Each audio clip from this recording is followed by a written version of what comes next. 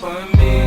Blood in my dog and I can't see. I'm trying to be what I'm destined to be. And niggas trying to take my life away. I put a hole in a nigga for fucking. While browsing around for parts, you know, more stuff I don't need, I did come across a transmission that I think would work with one of the NA2Js that I have for either the WTF hatch or whatever else I decide to do with those 2Js in the future.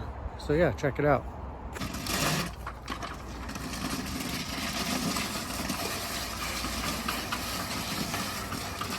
So this is a W59.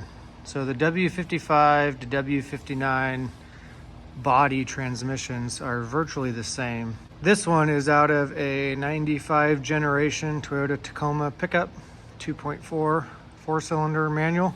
Because this is for a truck, it does have a forward mounted shifter. You'd have to go to Xcessive Manufacturing or somewhere and get a extended housing that puts it right about here for a 240. The other difference is the W59 has a pretty doggy first and second gear because it's made to start a pickup truck. But other than that, on a budget, can't really go wrong. I already have a WJZ bell housing, so that should go right on here. Next step is going to be to split this case, pop this section off, and pull that shifter off so I can take it down and have it modified to go back here. Put it on the workbench. Now I'm going to buzz this drain off and empty the fluid out.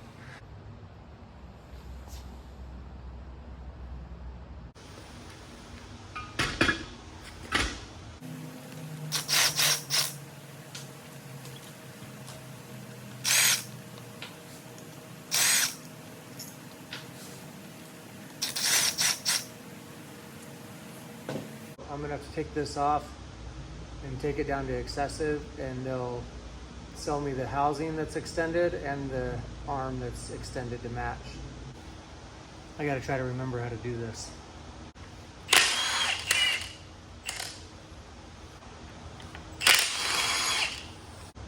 Yeah, so you can see this is ready to come out now. I just gotta split the case to get the rod down, and this will slide off the rod.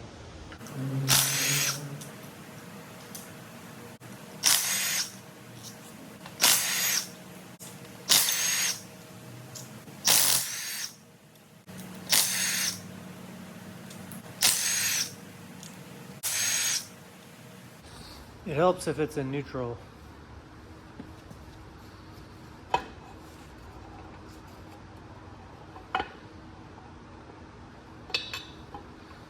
There you go.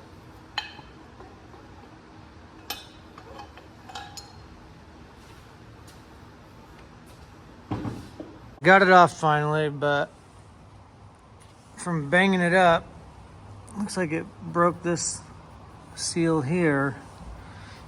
Or maybe it was just leaking before, but either way. So now I gotta take off the bolts on the front face where the bell housing goes, pull that cover off, and then I can separate these.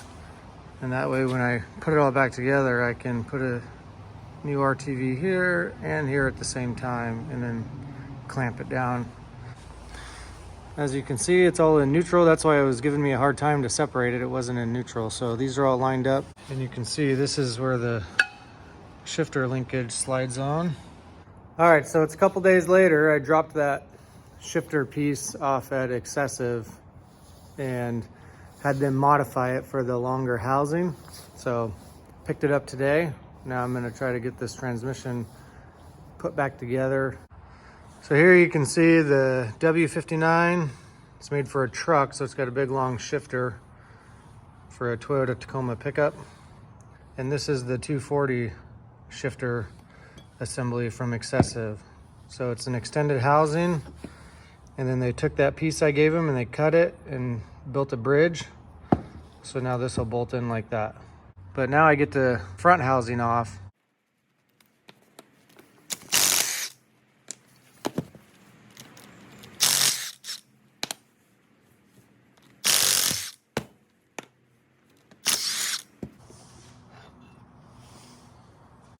Now there's two snap rings on these bearings.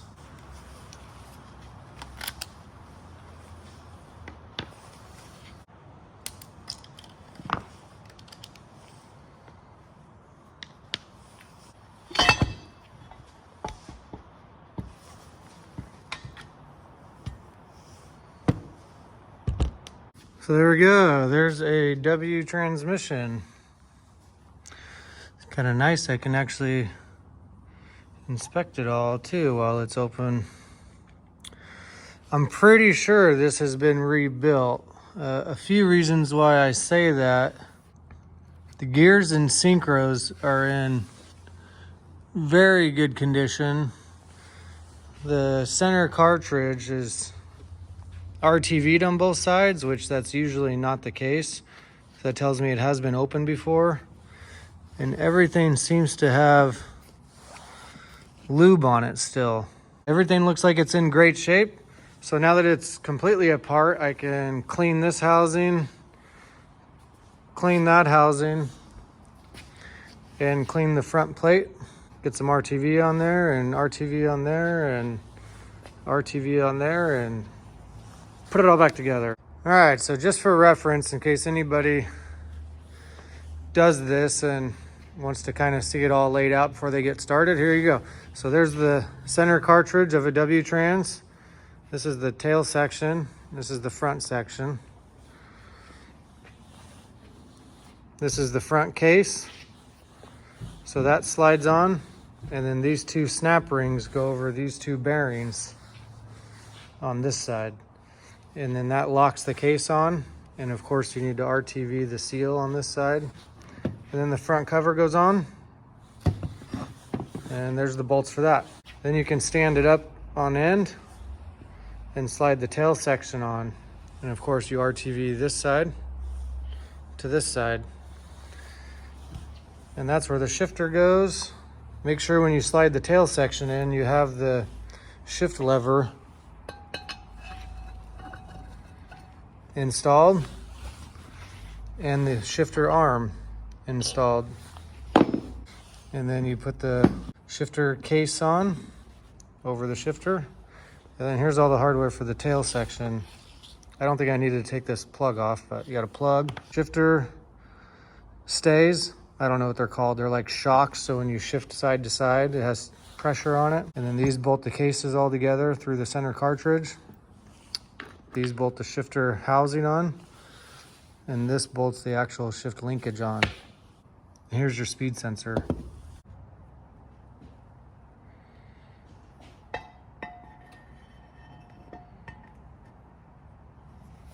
I am going to put RTV on all the bolts as well. And that goes for everywhere. RTV on these bolts, the ones that hold the case together, the ones that hold the shifter housing together.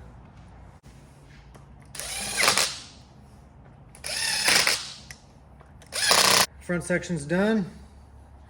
Now I can start on the back section. So I'm going to stand it up on the wheel, and then I can slide everything down on top of it. I'll probably RTV that surface so I don't, if I put it on here and slide it down, I might get it all over the place. So I'm going to RTV this surface, so once I get the guide pins lined up, it'll just go right on the seal.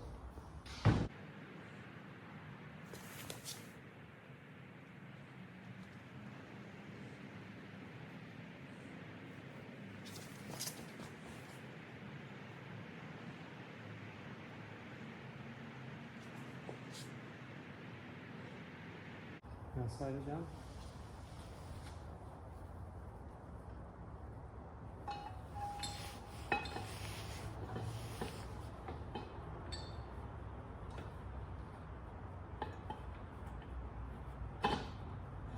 Okay, now hold it right there.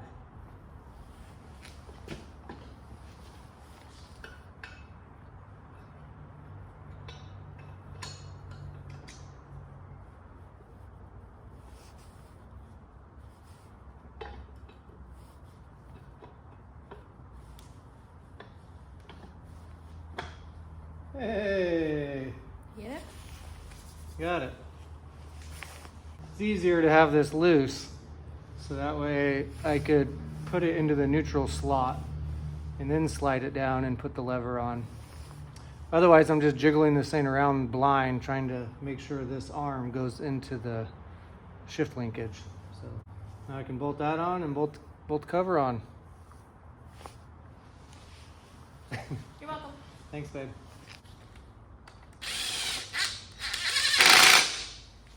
I'm gonna let the RTV harden up just a little bit, so when I bolt the cases together, it doesn't just squish it all out. Some of it stays in the middle.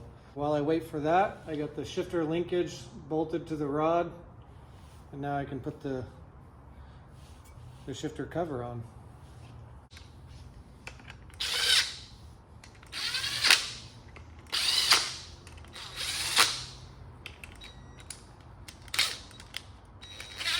Now I just have to put all the sensors and stuff back in. So this one goes on the same side as the speed sensor. So I'll slide that in first. There's the speed sensor. So that means this one goes on this side.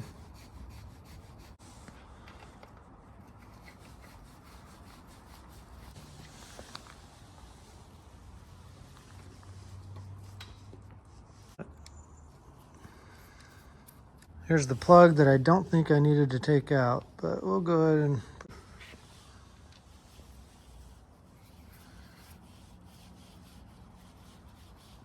And I think this is the reverse sensor.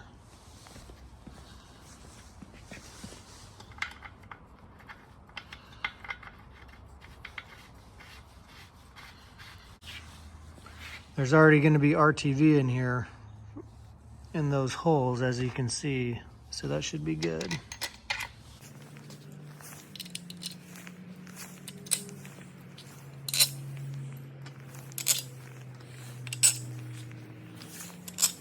It's all bolted down now, so I'm going to let it dry completely overnight. That way when I tilt it down and lay it out to put the bell housing on, I don't want to worry about any seepage of oil. Seeing as everything Jay-Z these days is so expensive, part of the reason I did this video was to kind of show you an alternative, more affordable transmission option, whether you have an IS300, JZX90, JZX100, SC300, or you're just doing a JZ swap in a BMW or a 240 or anything. Jessica and I have both ran W trans for a few seasons with lots and lots of drifting events on them, no problems. Obviously, if you get a bad transmission or a really old transmission that has never been gone through, you might have some issues. So this W59 cost me $100. The bell housing I got for $150, and the Xcessive extended shifter stuff was $250. So for $500, I have a freshly sealed W transmission with a JZ bell to go into anything with the JZ. So just thought it'd be cool to share that with you guys and show you the process and how easy it was. I don't like opening up transmissions. I don't mind doing clutches and stuff like that. It seems a little scary when you open a transmission box and you have all the gears and synchros and arms and levers.